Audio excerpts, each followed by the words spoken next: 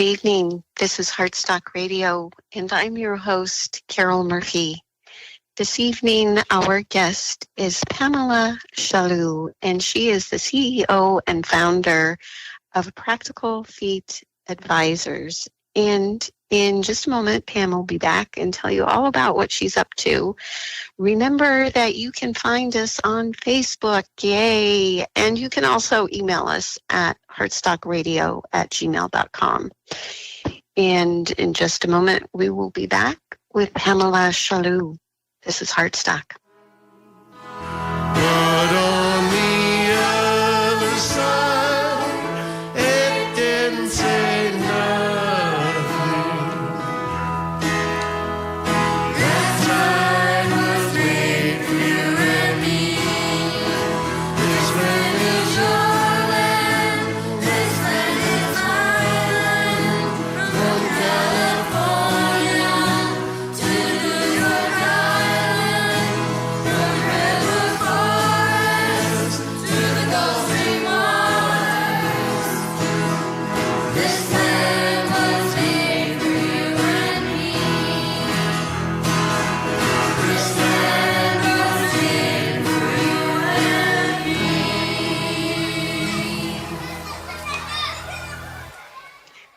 Hello, this is Heartstock Radio. I'm your host, Carol Murphy. Thanks so much for listening. This evening, our guest is Pamela Chaloult. Hi, Pam. Hi, Carol. Thanks so much for having me. Thanks for being on Heartstock. Please give our listeners just a little intro here of what it is that you do. Great. Thank you. So I am the CEO and founder of Practicla Advisors, and we are a boutique firm that offers intuitive mentoring, strategic advising, and transformational convenings.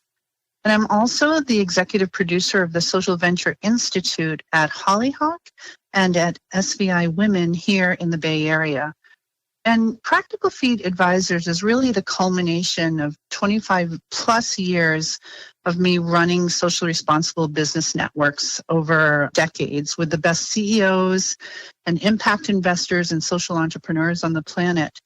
And over these years, I've had really the opportunity to gain insight on effective leadership, the importance of connected ecosystems for social change, and the critical importance of creating equitable economies that work for all people. And during that time, I was also on a spiritual quest and a long pursuit of knowledge that was related to the healing arts. And I've, over the years, worked with hundreds of different healers, partnering with a traditional Chinese medicine doctor on a book. I dove into classes that ranged from holotropic breath work to shamanism to becoming a certified Reiki practitioner. Those were always separate pursuits. And now I'm bringing my long-term business experience with my passion for the healing arts together through Practicla. And for the first time, I can really say I'm on purpose.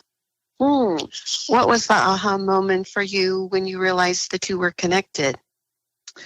Well, it was a time when I really got clear that if I had the opportunity to integrate both, that I could be more impactful and, in fact, have a bigger presence in the work that I did in the world. And so rather than having them be separate, I brought them together, and now it is, it is the work to do.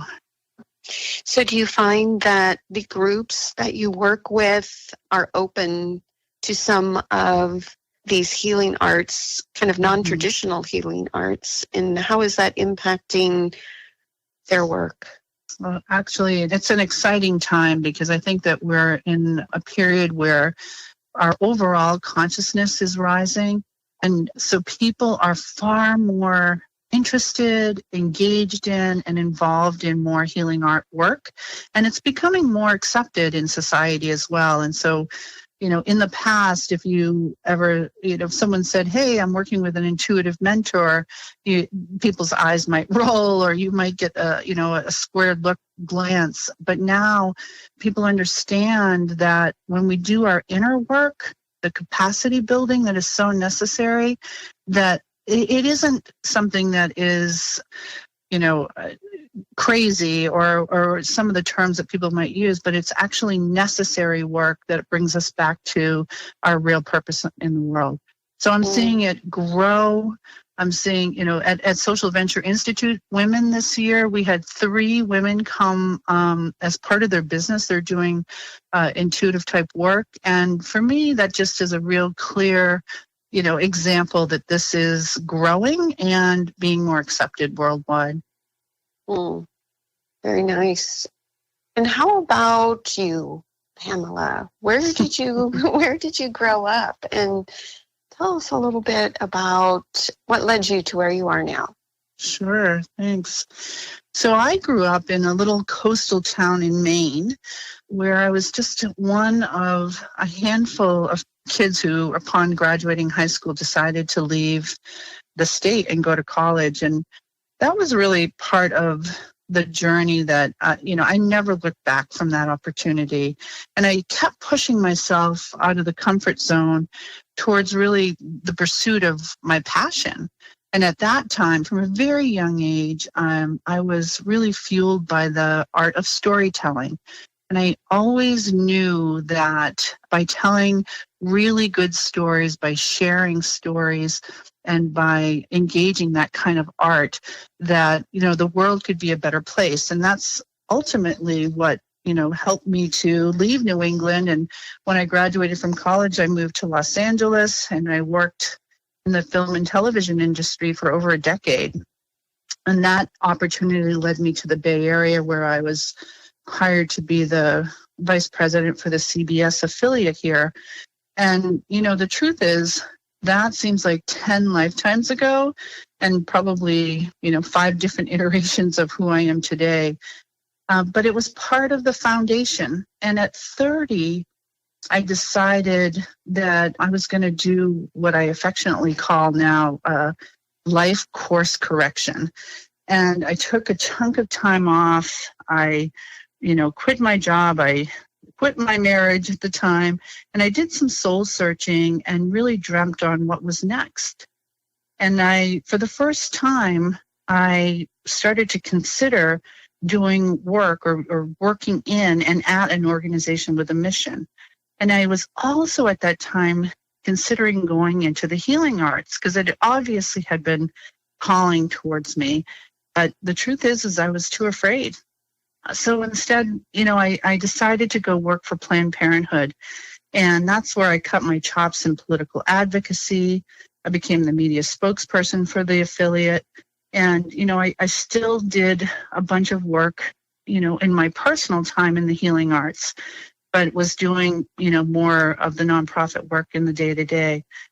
And then after a little while, I started to get a twinge again of wanting to do something else and considered the healing arts. And again, I was too afraid. And so I landed at the Social Venture Network, which is now called the Social Venture Circle. And that's really where I received my MBA on the job as the co-executive director of that network. And that is a network of some of the best socially responsible CEOs on the planet. And they really taught me about the intersection of business and spirituality. And it was one of those places where I started to think about, is it possible to have integration?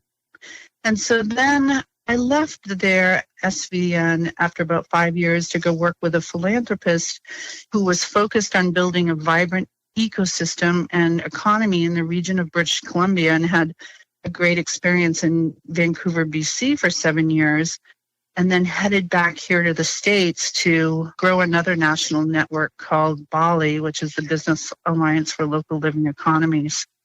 And I was there for 5 years, and then I started to experience some burnout. And, I guess I had really felt that I had done what I had meant to do while I was there. And so at some point I decided to take a couple of days off and to reflect a little bit and to dream on what might be next. And so I headed out to the Sonoma coast all by myself. And that 2 days silent retreat, it was a pivot point for me. I took time to do a ton of journaling, and I had these moments of tears that just kept flowing and flowing, and a calling to keep going to the beach. Like the message I kept hearing was like, go to the beach. And I didn't want to go at the time because it was pouring rain out, and it was raining so hard that you really couldn't see in front of you. But finally, I just kept getting this message. And so I went to walk on the beach in the pouring rain, and you might think I'm crazy, but I literally heard a voice screaming at me saying, are you going to finally take the leap and do the work you're meant to do? And, at first I thought, I looked around to see if someone was actually talking to me, and I kept hearing that message. And finally I just said yes. And when I did, it just shifted everything. And I went back, quit my job, and started Practical Feet. So the work that you are meant to do, what is that? I mean, I get the sense that it's working with entrepreneurs and getting them to the place that they're doing the work that they're called to do. That's right. That's right. So really the work for me is to help to empower others, and especially women. I really have an affinity for working with women. I've always mentored women in my business career.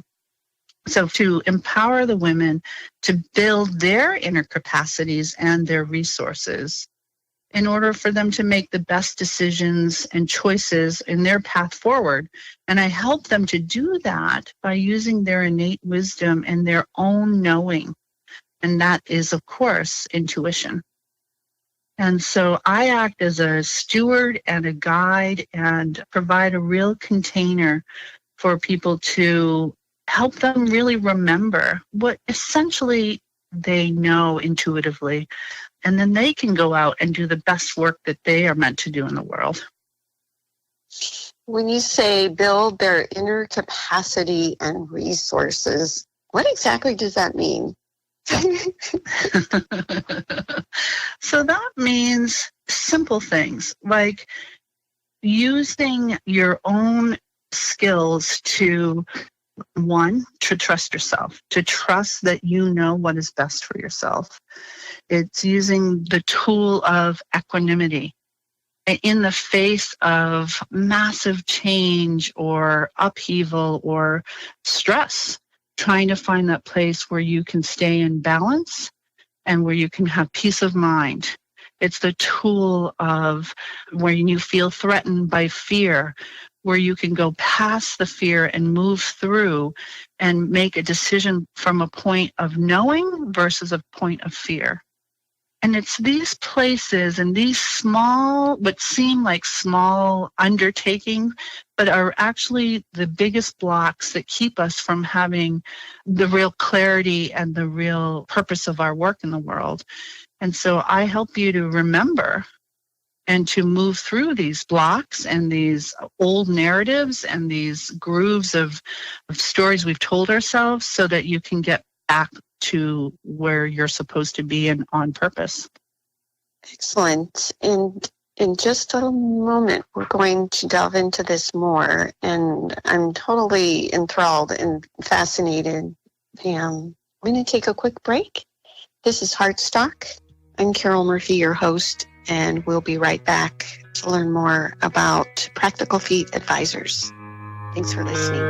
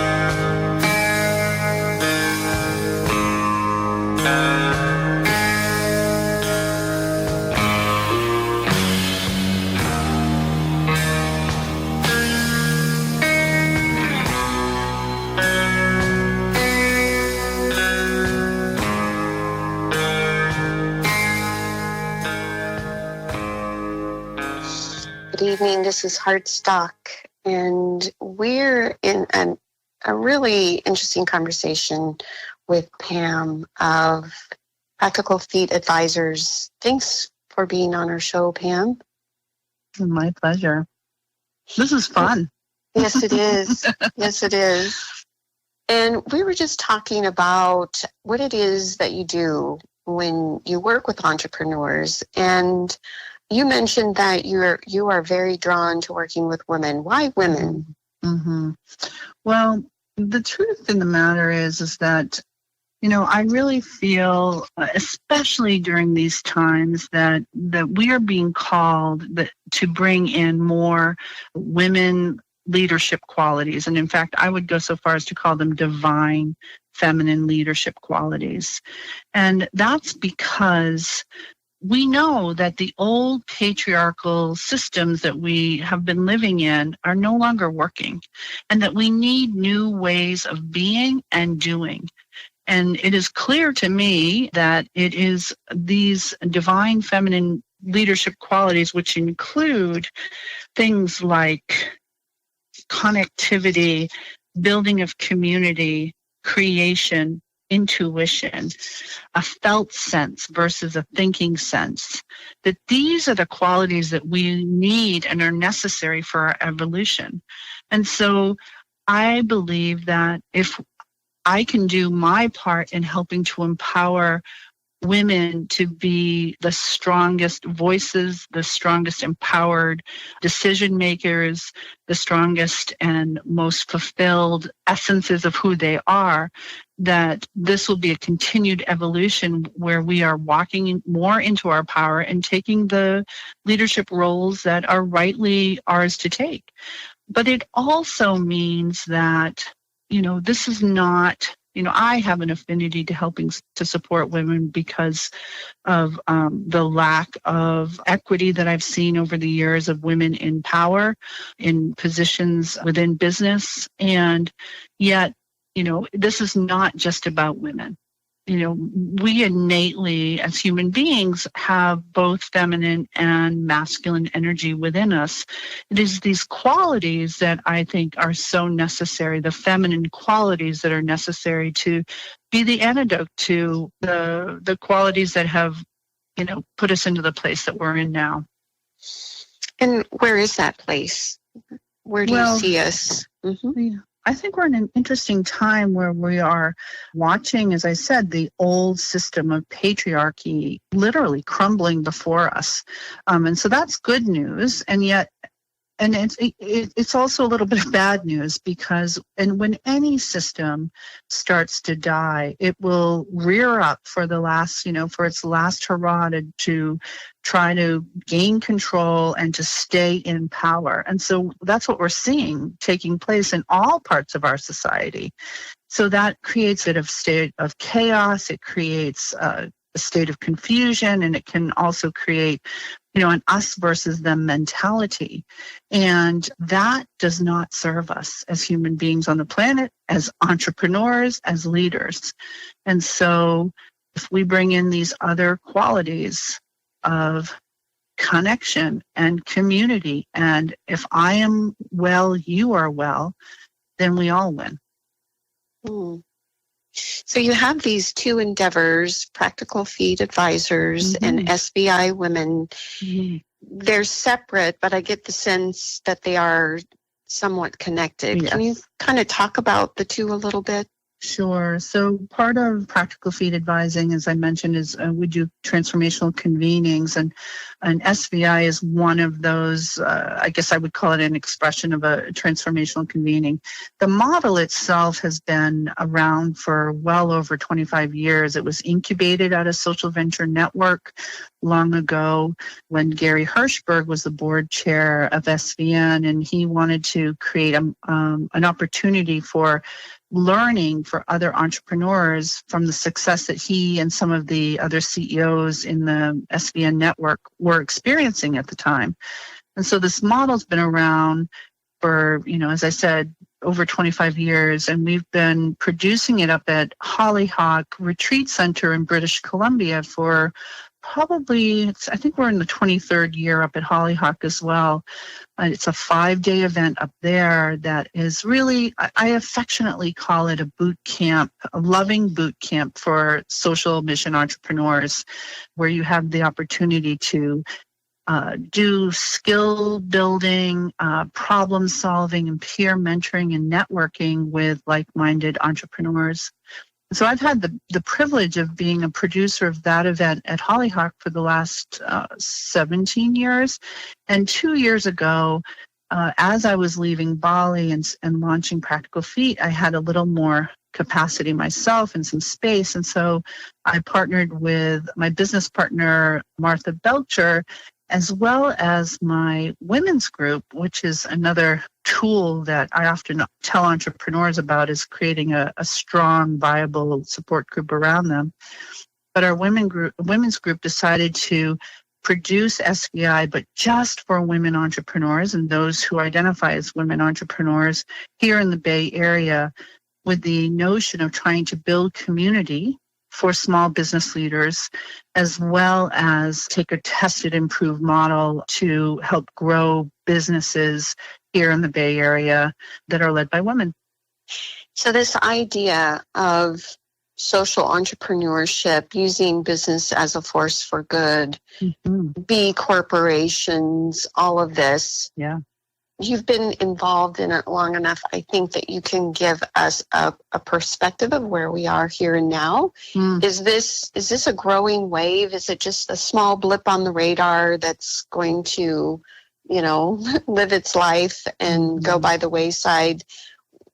Where are we at here? And is it really taking a strong, profound hold on business and changing it? Yeah. Yeah. Well, it's a great question. And, I can say unequivocally, this is not a blip. So SVN started in 1987, I think.